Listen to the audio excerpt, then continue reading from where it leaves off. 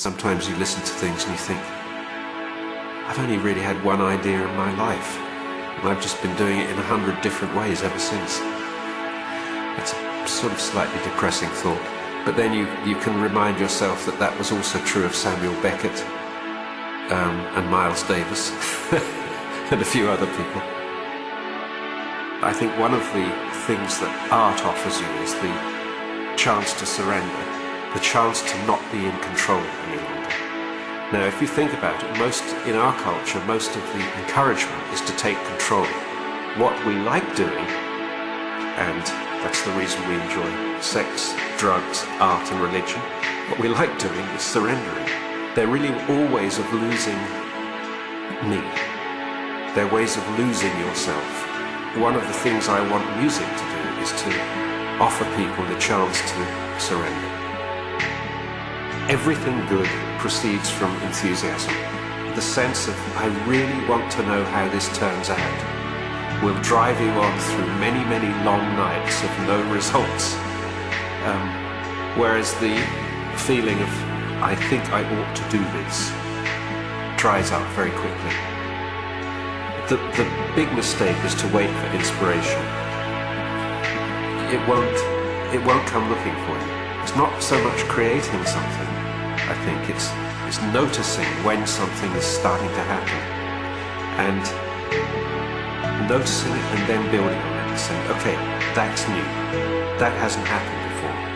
What does it mean? Where can I go with it? I often think that artists divide into these musical Oklahoma, the farmer and the cowboy. So the farmer is the guy who finds a piece of territory, stakes it up and digs it and cultivates it and grows the land. The cowboy is the one who goes out and finds new territories.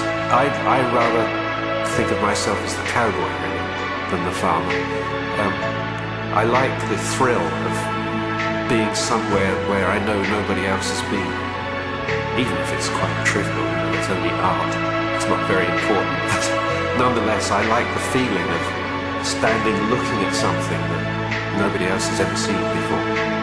Obviously there's an inequality of opportunities among people. Some people do have more opportunities than others, but there's also an inequality of readiness. Some people are more ready to make use of the opportunities that come up than others.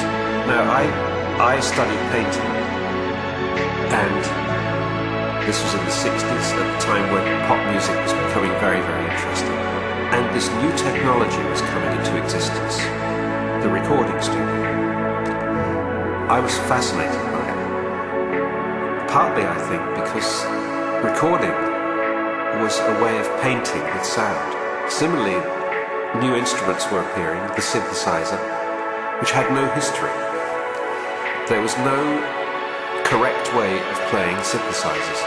So I got in early, I could play it any way I wanted. I didn't have to go and learn how to play synthesizer, but it was a choice. I could have decided to learn the drums. God knows what would have happened then. Another bad drummer. I remember meeting somebody from a German electronic band, who shall remain nameless, and he said,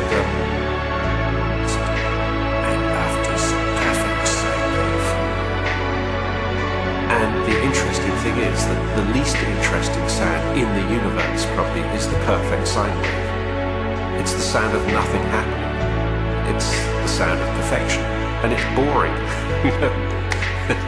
As David Byrne said in his song, heaven is a place where nothing ever happens. Distortion is character, basically.